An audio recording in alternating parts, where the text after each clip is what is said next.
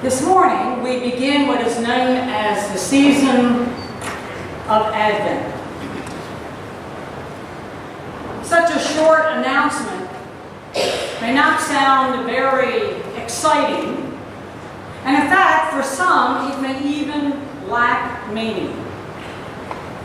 And in the final analysis, it may not even be accurate. For is Advent a time that is spelled out on a calendar, or is it a choice that we may or may not make about this period of time that is given? For 2011, we may want to rethink the word Advent and see it as a time of adventure. You know, adventures aren't something that are displayed on a calendar. Rather, adventures are experiences that are exciting and full of discovery. This is the choice of Advent. To choose the excitement of discovering the love message given by God in the midst of a world that often appears damp, icy, and often at war. Meeting love is very exciting.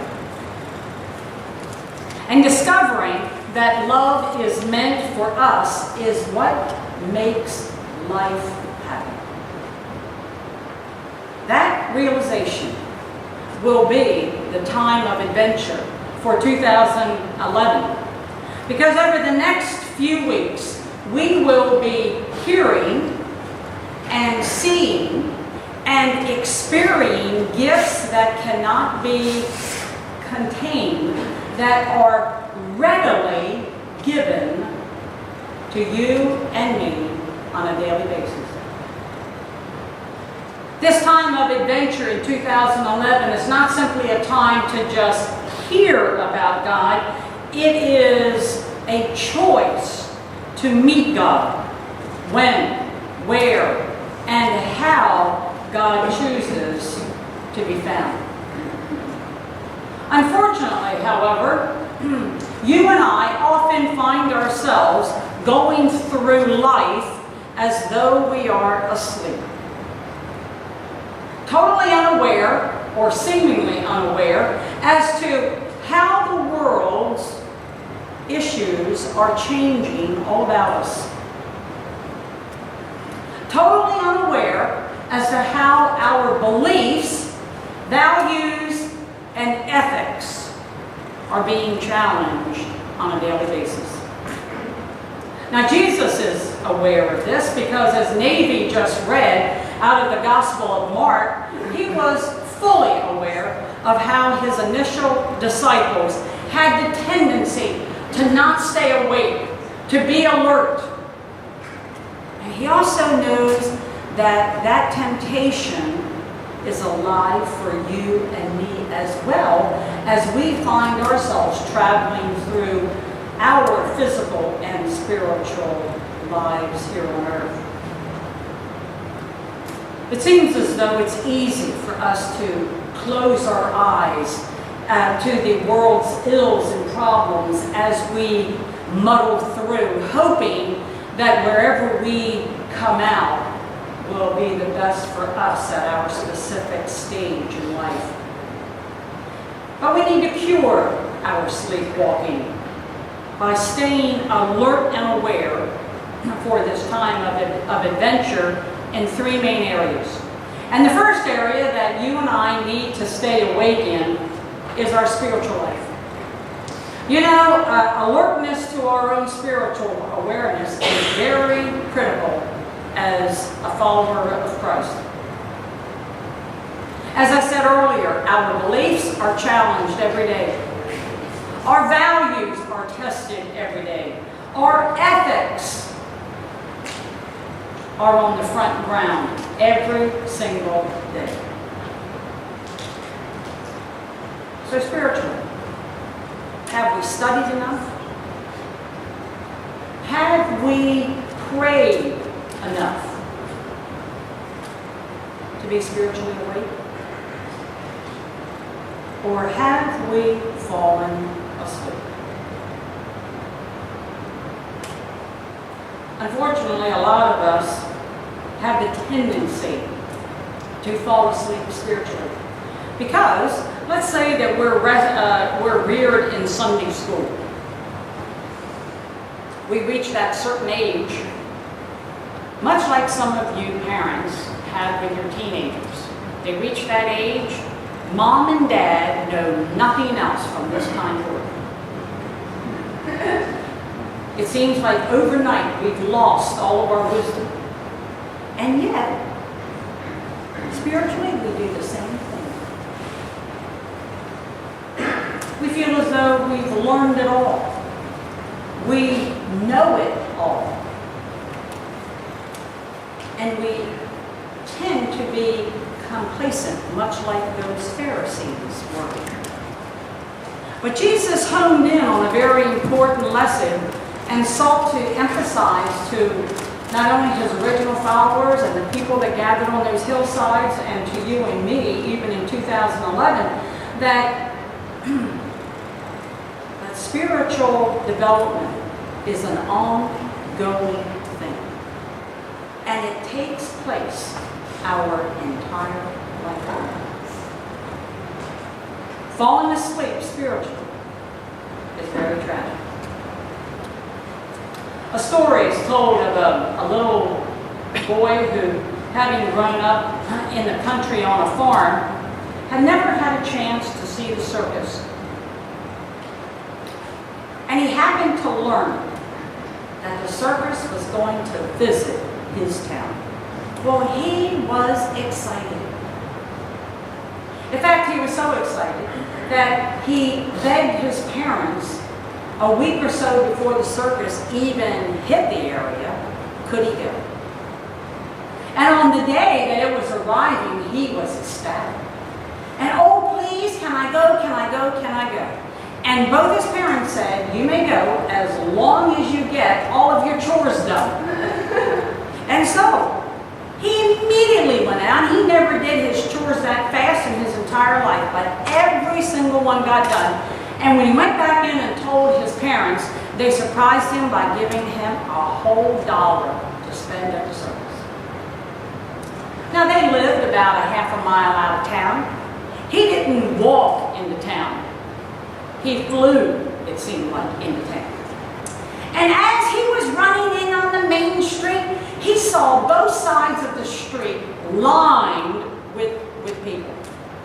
And he thought, oh my gosh, it's the circus. And so he whittled his way through the curb, the audience, so he was standing right on the front curb.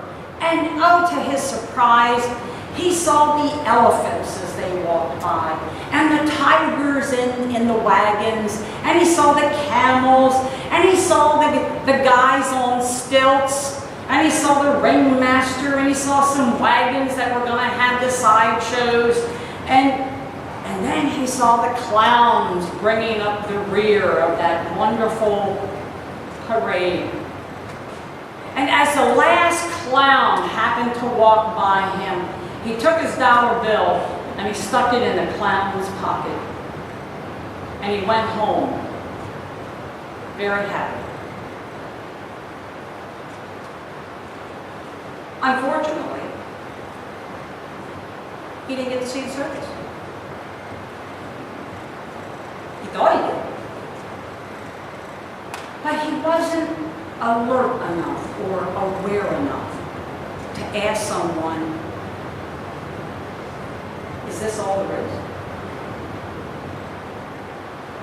For this time of adventure, 2011, when we will hear and receive gifts that cannot be contained, let us be awake spiritually to new opportunities to learn and to pray and to read, so that our minds and our souls will be expanded. But not only do we need to be awake spiritually, we also be awake evangelistically. In this brief parable that Jesus shares, he hones in on a very important detail. He talks about a homeowner who goes on a trip and he leaves his servants in charge to watch, to be alert, and to be ready when the master returns. Now, they didn't know when the master was going to be returned, and we don't know when the master is going to return either. But folks, deep down inside, we know, like those servants, lots of people who need to know our master, Jesus Christ. But unfortunately, like those servants, we find ourselves falling asleep evangelistically. And yet, every day, and we can't use the excuse, well, I'm retired. Every day, opportunities come our way where we can share our faith. But do we? Or do we find ourselves kind of shuffling along, muffling from job to home to job, or from volunteer place to home to volunteer place, while people still don't know who Jesus is? Spiritually, we have to be ready, so that when these evangelistic opportunities come our way, and they will, we can take advantage of them. You know, when I first started out in ministry some 31 years ago, it was expected. I mean, it was clearly expected by the folks sitting in the pews, wherever you were serving, that it was my job to go door knocking and hand out these tracts. You know, these little teeny tracts that come yay big and the print is this big. And I think that people are going to read these. But it was expected that I did that. Do you know why? Take a guess. Why was it expected that I did? Because I get paid. That's why I get paid for that. I don't get paid to do that. And I feel as though that personal relationships go a lot further than banging on somebody's door and handing out a tract.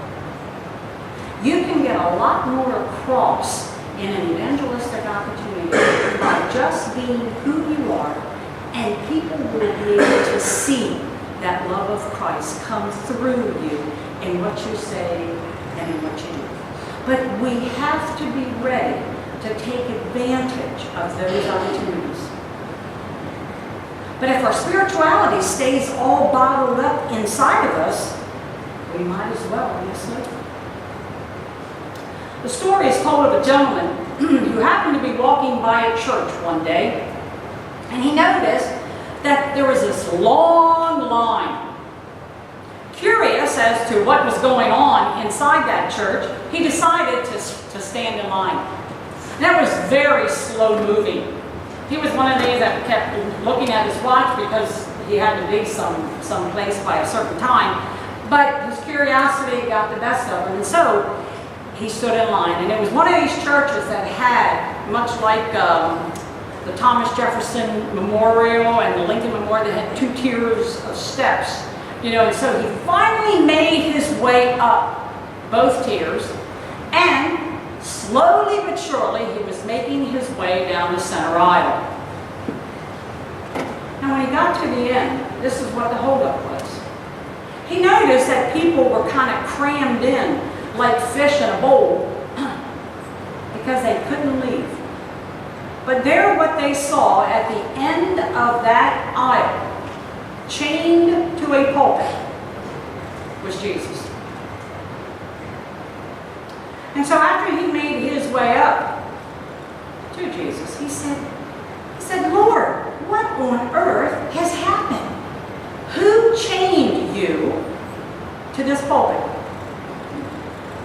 To which Jesus said, you and all my people will. instead of following my mandate to leave this place and go out into all the world and share my good news, you have chained me to this pulpit by insisting that only those who happen to grace these doors and sit in these pews and hear whoever is speaking in the pulpit are the only ones who hear about me. My friends, in this time of adventure, 2011, let us stay awake to the opportunities to proclaim God's good news every day, wherever you are. The gospel is not limited to just what clergy say. It's not limited to just sanctuaries or chapels. It is wherever people proclaim it and live it. So let us stay awake spiritually, but also evangelistically. But finally, we also need to stay awake socially. You know, proclaiming the good news just isn't about translating and printing a bunch of Bibles and preaching the good news. There's a social element to it as well.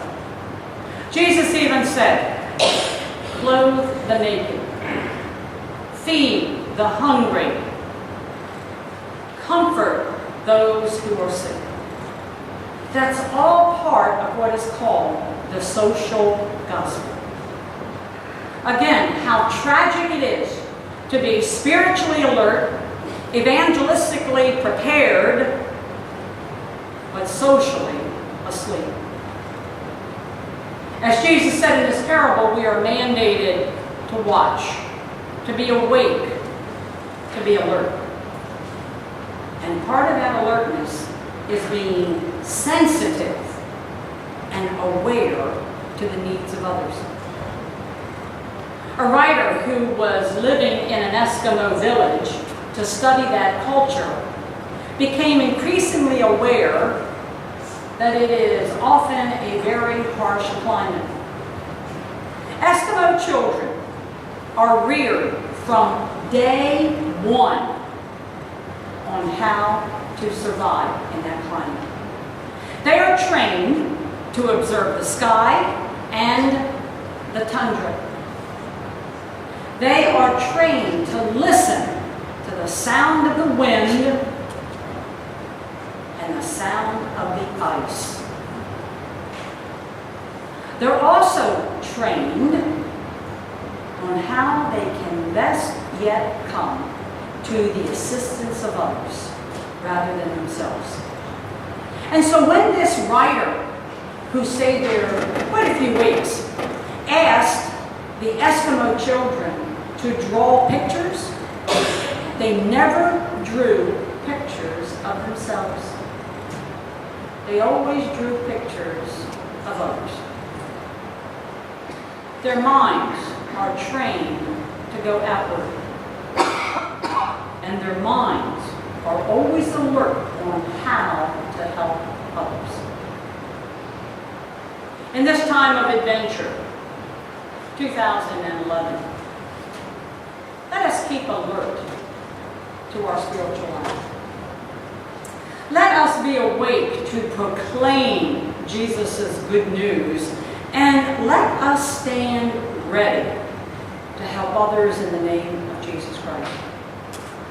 Let us not just sleepwalk through this Advent season, because we never know when the Master will return. And specifically ask us, what have you been doing